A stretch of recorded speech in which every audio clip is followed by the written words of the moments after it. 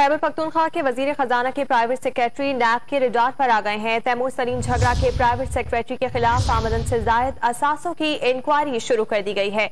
इसी पर बात करेंगे डॉन न्यूज के नुमाइंदे सिराजुद्दीन से। सिराज, बताएगा क्या तफसीलात हैं?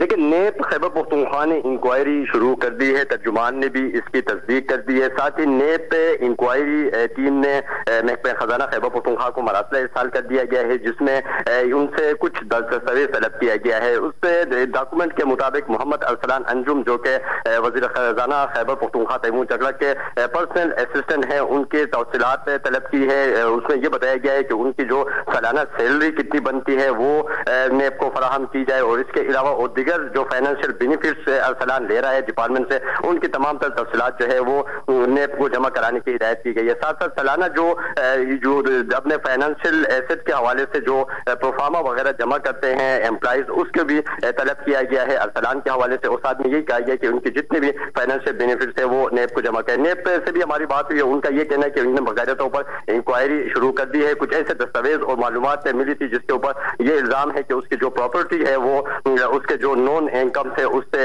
ज्यादा है। इसके ऊपर इंक्वायरी शुरू कर दी है बाकायदा तौर पर। बहुत शुक्रिया सिराज, आपने अपडेट किया।